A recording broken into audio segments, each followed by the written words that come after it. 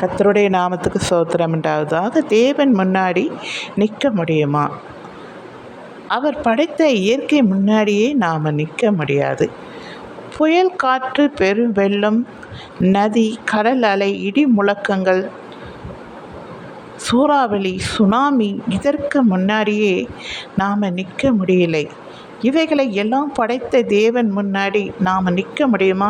கொஞ்சம் யோசித்து பாருங்கள்.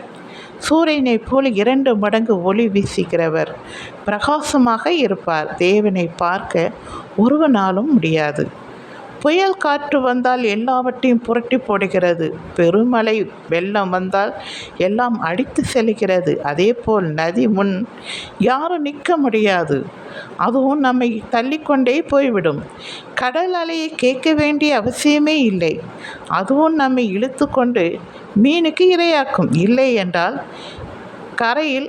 கரையோரத்தில் நம்மை பிணமாக ஒதுக்கி வைக்கும். சுனாமியில் இறந்தவர்களை உங்களுக்கு தெரியும் எத்தனை பேர் என்று. சிலர் சொல்லுவார்கள், நான் சுனாமியிலும் மீன் பிடிப்பேன் என்று. எங்கே பிடிப்பது? இருந்தால் தானே மீன் பிடிக்கிறது. உங்களுக்கே நன்றாக தெரியும்.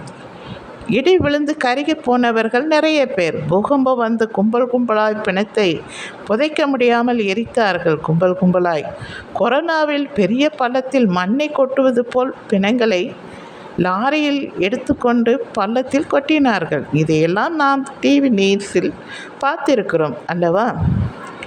அவர் படைத்த இயற்கை முன்னாடி நாம் நிற்க முடியலை என்றால் அவர் முன்னாடி நாம் எப்படி நிற்போம்? அதை நீங்கள் யோசித்து பார்த்தீர்களா?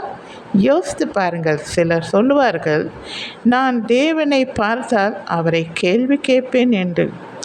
எங்கே கேள்வி கேட்பது? ஃபஸ்ட்டு நிற்கவே முடியாதே.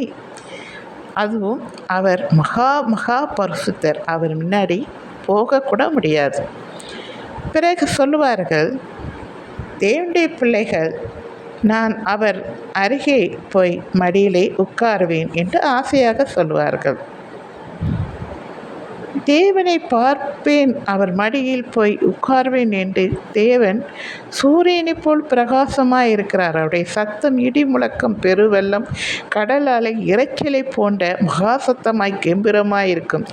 ஏனென்றால் நான் அந்த ஒளியையும் அந்த ஒளியில் இருந்து வந்த சத்தத்தையும் சொப்பனத்தில் கண்டு இருக்கிறேன். தேவகுமாரனாகி இயேசு கிறிஸ்துவை பார்க்கலாம். ஆனால் அவர் மடியில் உட்கார முடியுமா? தெரியாது.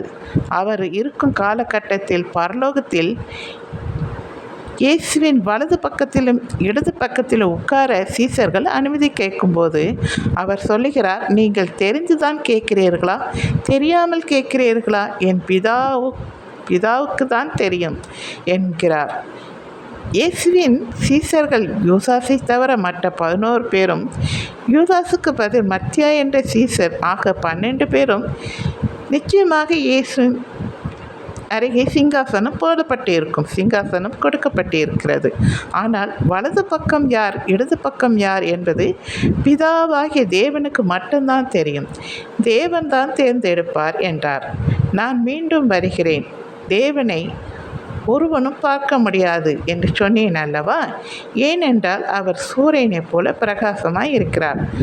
புதிய வானம் புதிய பூமிக்கு தேவனும் தேவகுமாரனும் தான் வெளிச்சமாக இருக்கிறார். புதிய வானம் புதிய பூமிக்கு வெளிச்சம் கொடுக்க வேண்டும் என்றால் எட்டாவது தூரத்தில் இருந்தால் தானே வெளிச்சம் கொடுக்க முடியும். தேவனை ஒளியாக தான் பார்க்க முடியும். இயேசு எங்கு போனாலும் இருந்தாலும் நான் 1,40,000 பேர், அதாவது எந்த ஸ்திரீகளால் கரைப்படாத பரிசுத்தவான்கள் 1,40,000 பேர் அவர் கூடையே இருக்கிறார்களாம். ஒருவரை சுற்றி 50 பேர், 100 பேர், 1000 பேர் என்றே வைத்துக்கொள்ளுங்கள். அந்த கூட்டத்தின் மத்தியில் அந்த ஒரு நபரை பார்க்க முடியாது. 1,40,000 பேர் இருக்கிறார்கள் என்றால் நாம் பார்க்க தான் முடியுமா? கிட்டே போக தான் முடியுமா? கொஞ்சம் யோசித்து பாருங்கள். இயேசுவே நம்ம அருகில் வந்தாதான் உண்டு.